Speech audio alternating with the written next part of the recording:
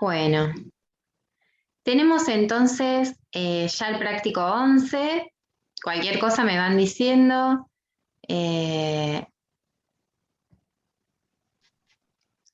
ve, verdad?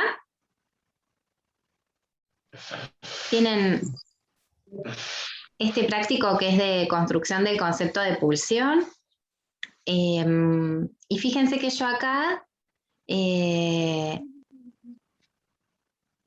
pongo el término fantasía, ¿no? Fíjense, vamos a introducir esta noción de fantasía. Y ubiqué este cuadro de René Magritte.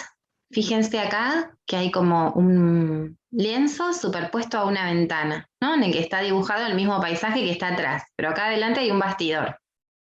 ¿Sí ubican esto? Hay como un bastidor adelante de una ventana. Tiene dibujado lo mismo que se vería, el mismo cuadro, digamos, que se vería a través de la ventana. Ahora vamos a ver por qué se me ocurrió poner ese cuadro ahí. Bueno, y está entonces este práctico que se titula Construcción del concepto de pulsión, sería como el nombre, digamos, de la unidad, pero ya en el programa vamos a tener acá el término 2, ¿no? Construcción del concepto de pulsión 2.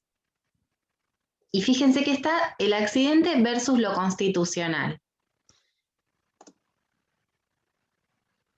Primero nos vamos a dedicar un poquito al título del trabajo. Tenemos el texto que se llama Mis tesis sobre el papel de la sexualidad en la etiología de las neurosis. Freud realiza en este trabajo una revisión, yo les ponía acá una revisión, o sea, revisa, recopila, recapitula toda su teoría sobre la importancia de la etiología del factor sexual para las neurosis. Recuerden que nosotros estuvimos viendo en toda la primera parte del año qué importancia tenía. Entonces, la teoría, digamos, el factor sexual, ¿no? En la etiología de las neurosis, digamos, en el origen de las neurosis, ¿qué importancia tenía el factor sexual? Recuerden que había, de distintas maneras, Freud se había dado cuenta que lo sexual tenía algo que ver con esa causación, con el origen de las neurosis, ¿no? Entonces Freud dice que va a revisar las tesis, dice, voy a revisar mis tesis sobre el papel de la sexualidad en la etiología de las neurosis, ¿no? ¿Ustedes saben qué es una tesis? ¿Qué es? ¿Alguien puede decir? ¿Qué es una tesis?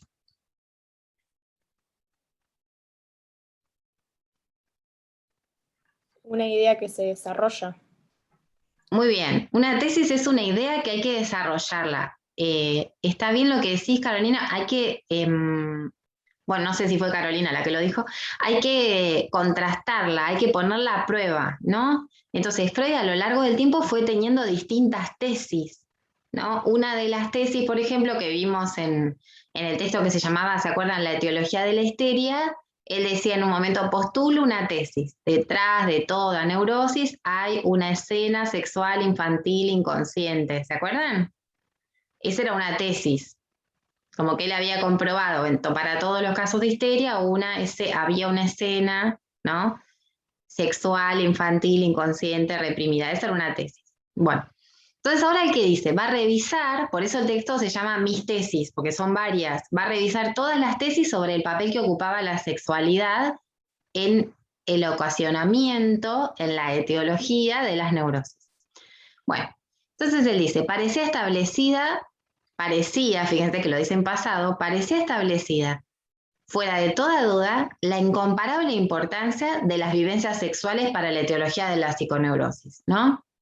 Y este hecho ha seguido siendo hasta hoy uno de los pilares fundamentales de la teoría, ¿no? O sea, de entrada, lo que había quedado establecido era que esas vivencias sexuales infantiles, ¿no? Eran indiscutidas, ¿no? Eran importantísimas. Y la tesis era que la histeria es la expresión de un comportamiento particular de la función sexual del individuo y que ese comportamiento ya estuvo marcado de manera decisiva por influencias y vivencias que se recibieron en la infancia. En acá él como que formula esa tesis, ¿no? Como la importancia de las vivencias sexuales infantiles y que tenía que ver entonces la histeria, era la expresión de esa etiología sexual, ¿no? De ese comportamiento sexual del individuo.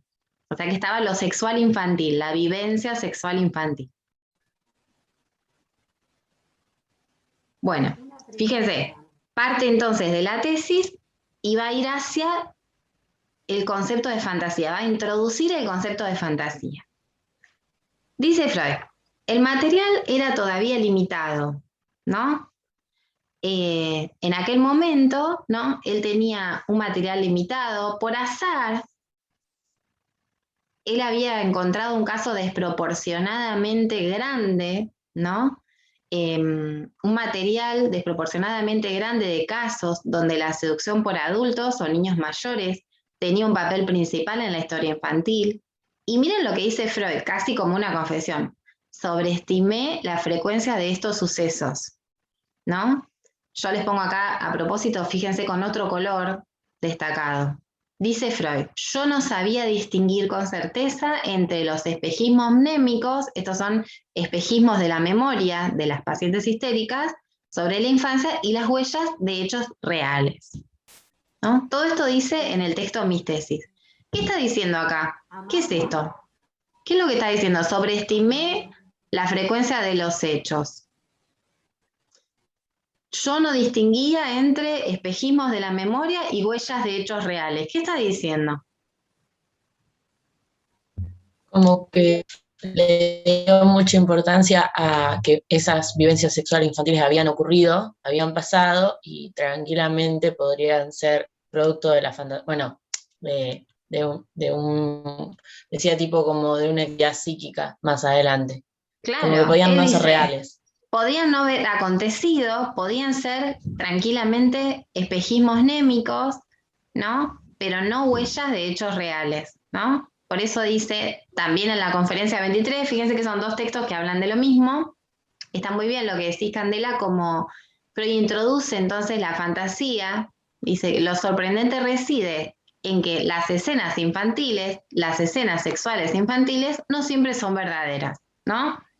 En la mayoría de los casos no lo son. Freud va a decir, sigue existiendo la idea de escena infantil, ¿no? No pierdan de vista esto. Él sigue sosteniendo la idea de escena sexual infantil. Lo que pasa es que él va a decir que la escena ahora fue fantaseada, no una vivencia, ¿no?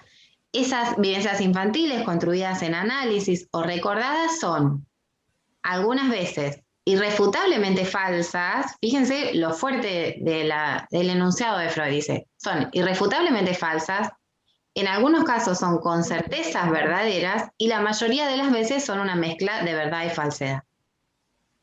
Entonces acá él parte de discutir o de revisar sus propias tesis sobre el lugar, digamos, de lo sexual en la etiología de la neurosis para plantear, para introducir el concepto de fantasía.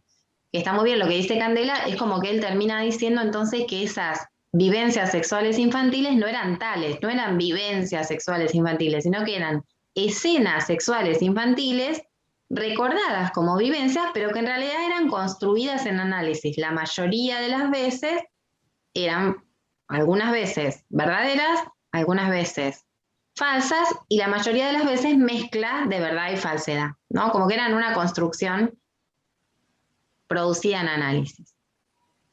Pero esto no sería lo más llamativo del planteo de Freud, ¿no? Una pregunta. Perdón. Cuando él dice que eran fantasías, es como, o sea, por ejemplo, no sé, el caso Emma, como si lo que hubiese vivenciado Emma en ese momento no era verdad, todo lo de la tienda, eso, o sea, no logro comprender.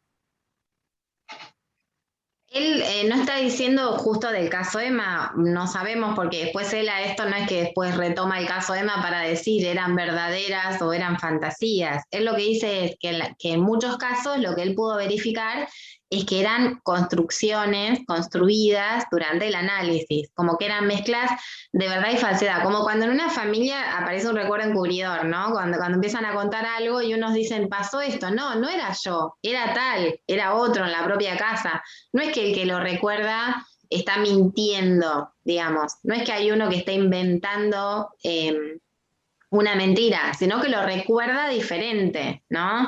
Lo que dice Freud es que esas... sí hay un componente sexual e infantil, pero ese componente sexual e infantil, la mayoría de las veces, dice Freud, es fantaseado o tiene componentes de fantasía, ¿no? No retoma, está muy bien tu pregunta, Catalina, no retoma el caso Emma como para que nosotros digamos, era verdad o falsedad, ¿no? Como para poder distinguir si había pasado la escena del pastelero, si no había pasado, probablemente sucedió, ¿no? Probablemente sucediera.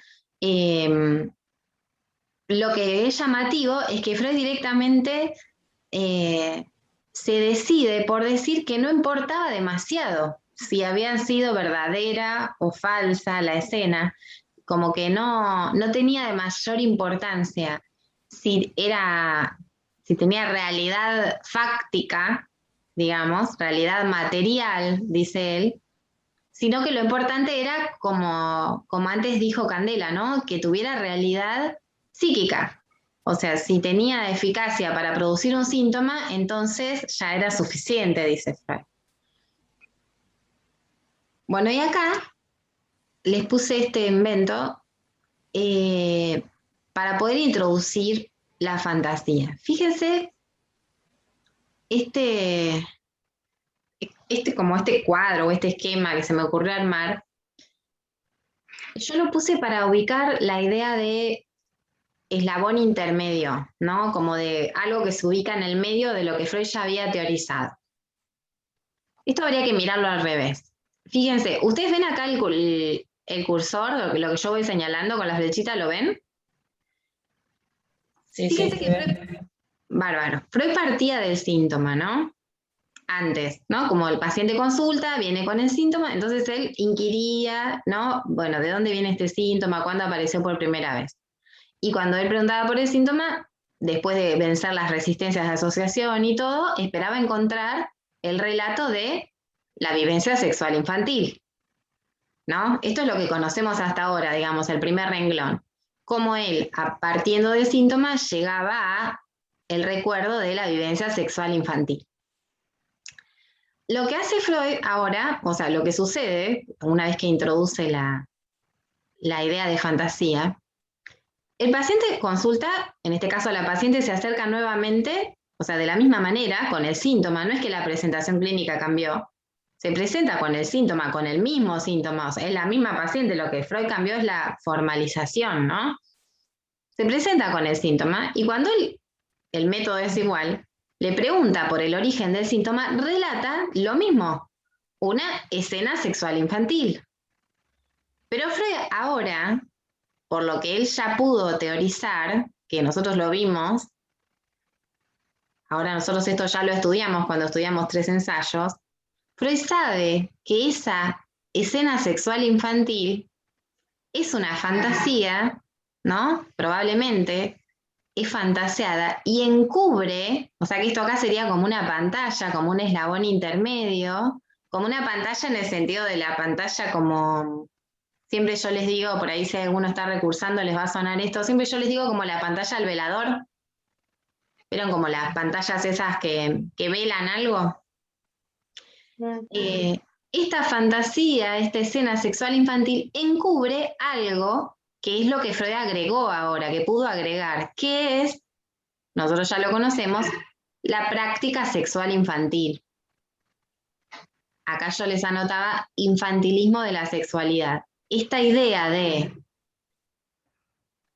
que un niño puede tener su sexualidad infantil, el onanismo, la práctica sexual infantil, el planteo del segundo ensayo de 3 ensayos. Bueno, el niño posee una sexualidad infantil, con zonas erógenas, con pulsiones parciales, con satisfacciones parciales, con puntos de fijación, digamos.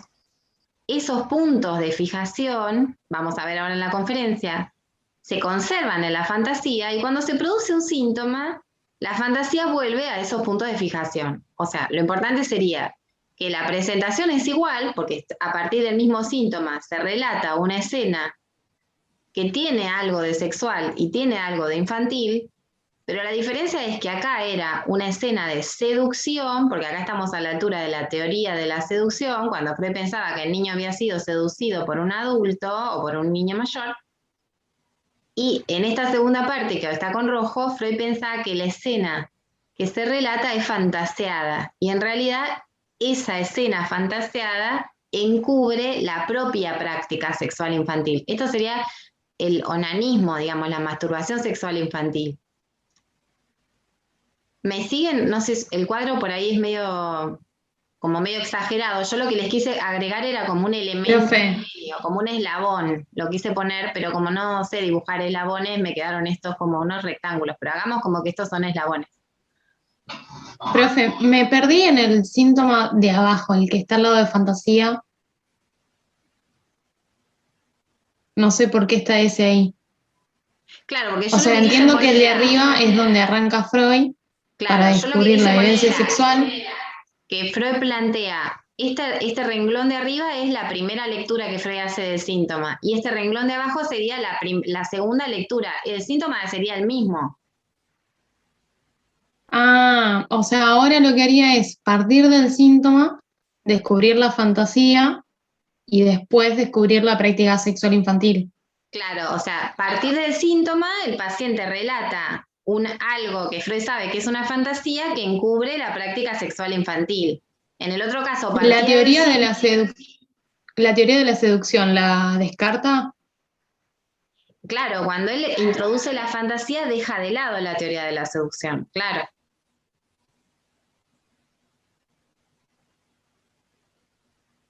El renglón de arriba vendría a ser la teoría de la seducción. Por ahí yo tendría que ponerle al renglón de arriba, podríamos agregarle, bueno, ustedes agréguenle en sus apuntes, como que este renglón de arriba sería la época en que Freud trabajó con la teoría de la seducción.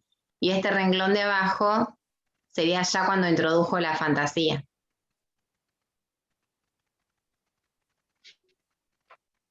¿Se entiende esto? Sí. Fíjense que clínicamente no cambió, porque la paciente consulta con un síntoma y cuando él le pregunta de dónde viene el síntoma, relata una escena sexual infantil. Profe, una pregunta.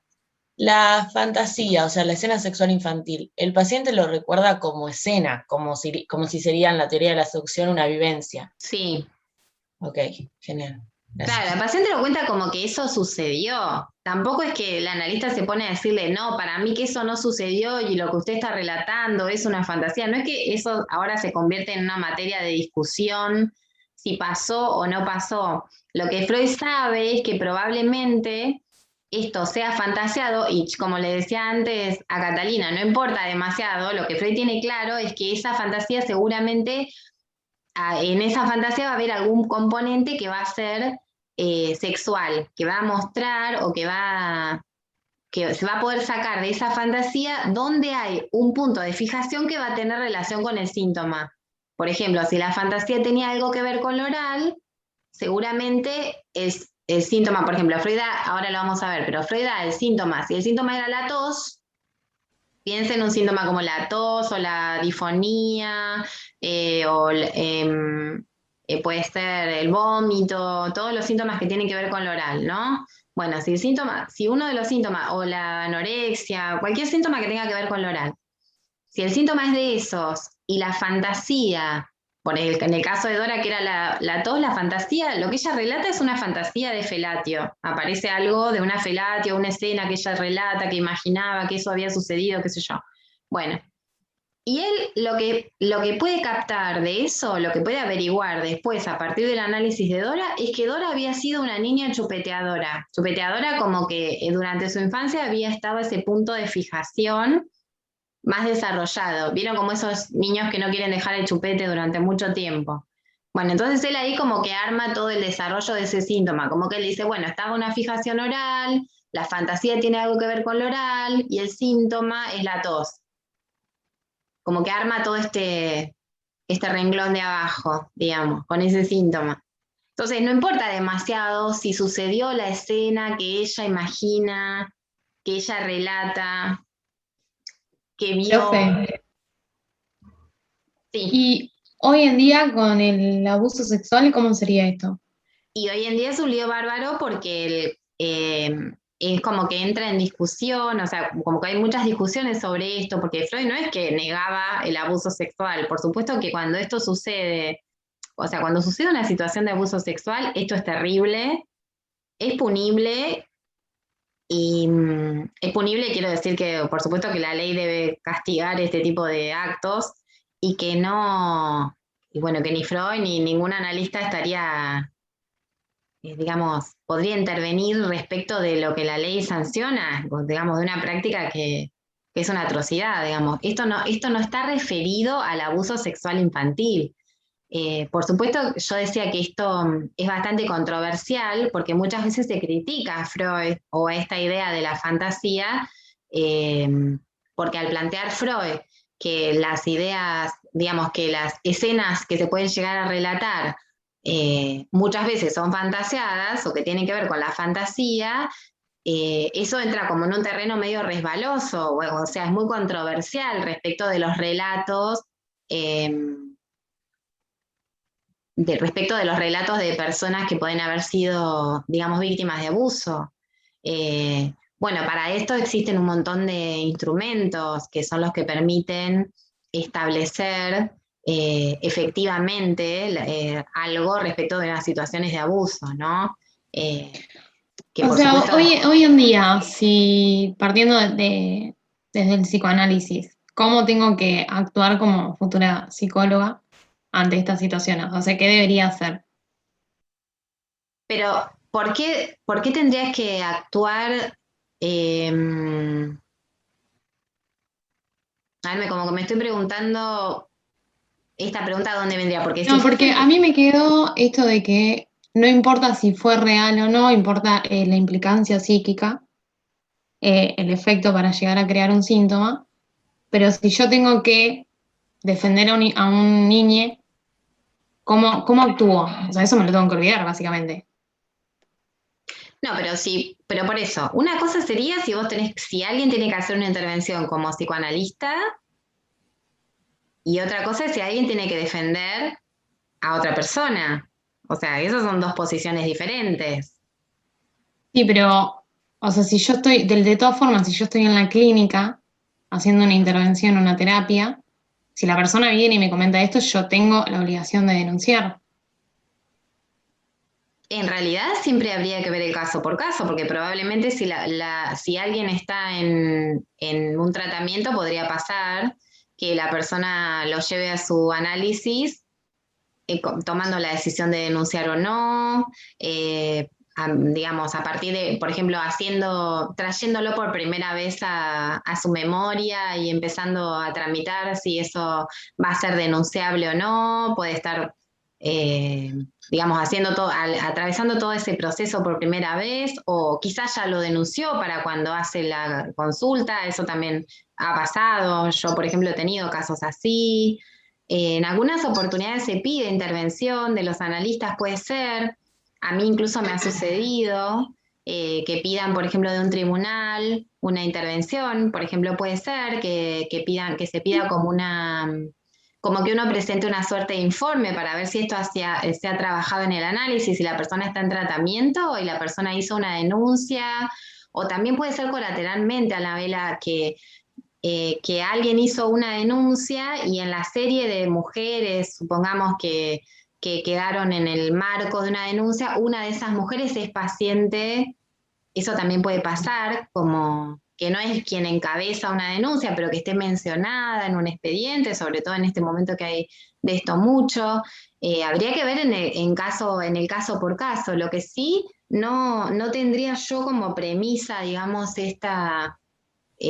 como premisa, digamos, como pauta tan fuerte, esto que vos mencionás, así como si un paciente menciona esto en análisis, yo como analista lo tengo que denunciar. Porque una cosa es vos como analista y otra cosa es vos como ciudadano. De hecho, quizás, probablemente, si vos partís de esa posición, tal vez te quedarías sin paciente. O sea, si el paciente menciona esto y vos vas a una fiscalía y haces una denuncia, tal vez si el paciente todavía no estaba en el momento de hacer la denuncia, abandonaría el tratamiento, podría pasar eso, digamos, podría pasar, no digo que vaya a pasar, digo como, No, tampoco voy a denunciar sin el permiso de la persona, eso lo sé. pero digo, ¿por qué lo denunciaría el analista? Y si se sigue estando en peligro la persona, mi paciente, Porque vos estás pensando que lo denunciaría alguien que en ese momento está siendo víctima de abuso. sí, o de todo, o sea, yo tengo en mi código de ética de psicopedagogía, te estoy obligada a denunciar. Claro, por eso, vos decís claro, claro, por eso vos lo estás pensando como en el marco del código de, claro, me sonaba como de dónde venía como esta premisa de como detectar y denunciar, ¿no?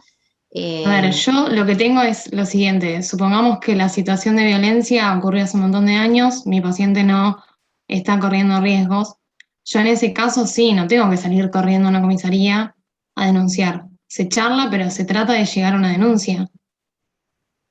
claro, por eso, esa no necesariamente es una posición eh, que indicada, digamos, no es una posición obligada, por decirlo de alguna forma. Eh, en general, nosotros, digamos, nuestra posición en general es primero como la de escucha de la situación, como y también de la clínica singular. Después, bueno, por eso yo trataba como de abrir un poco a pensar en cada situación cómo sería, ¿no? Porque también no es lo mismo un analista de niños que un analista de adultos, no sería lo mismo, bueno, hay una variedad tan grande de situaciones, ¿no? Por eso yo les decía, por lo menos en los casos que en mi práctica me he encontrado con cosas de estas, ha sido bastante variada la situación, ¿no? Como que en algunos casos, Yo, para... yo también me he encontrado con situaciones hasta en Amalia, las prácticas profesionales y sin Ajá. embargo nos han llevado a denunciar. Amalia, Sí, Silvana. no, por ejemplo, dentro del sistema educativo, digamos, si hay digamos, un caso de que el niño o algún familiar del niño cuenta sobre un abuso, o mismo el niño, en ese caso uno lo tiene que, o sea, tiene que intervenir. Con esto no digo que uno, bueno, diga sí, no, o sea, pero uno tiene que intervenir, es más, está, digamos, lo que se llaman las situaciones conflictivas, donde uno ahí, bueno, tiene que demostrar qué acciones ha realizado. Y una de las cosas que hay que hacer es denunciarlo. Después se verá qué camino continúa al respecto, ¿no? Seguramente sigue, bueno, toda una revisación médica, bueno, todo lo Sí, sí, demás. De digamos, hecho, entiendo como que esto está pautado, digamos, en el ámbito, digamos, a partir de los actores que intervienen en el ámbito en el que se produce.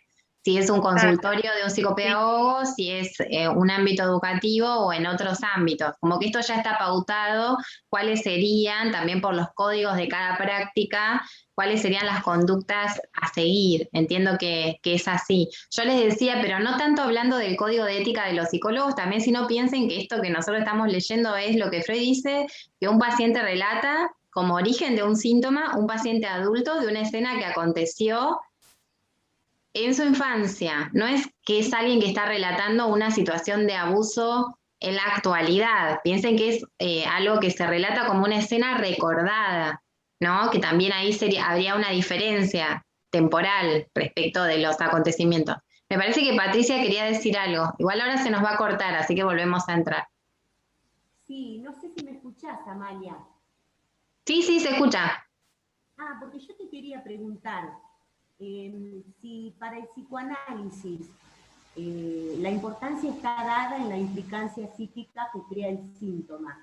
y no tanto en ver si es una fantasía o un hecho que sucedió en realidad, entonces nos sirve para casos así específicos de violaciones de niños, por ejemplo, porque quizás a través de la terapia se pudo llegar a recordar alguna vivencia de abuso. No, sí, pero ¿por qué no serviría? Y no sé, es lo que te pregunto, porque... No, pero todo lo contrario, Patricia, porque lo que está diciendo, lo que está afirmando Freud es que no interesa demasiado, por ejemplo, si cuál es el grado de, digamos, qué es lo que aconteció efectivamente, sino como la eficacia que tuvo para ser traumático. Entonces, no tiene por qué haber sido... digamos, si eso tuvo eficacia traumática, entonces ya con eso es suficiente, digamos, entonces como que iría, como sería como a contrapelo quizás de lo que vos estás planteando. Como que a veces alguien, por ejemplo, me ha llegado a decir, bueno, nunca me tocó, tal persona a mí nunca me tocó, entonces abuso no fue. Bueno, pero vos lo estás relatando como algo traumático, entonces se ve que, qué sé yo, si fue abuso o no fue abuso, pero fue traumático.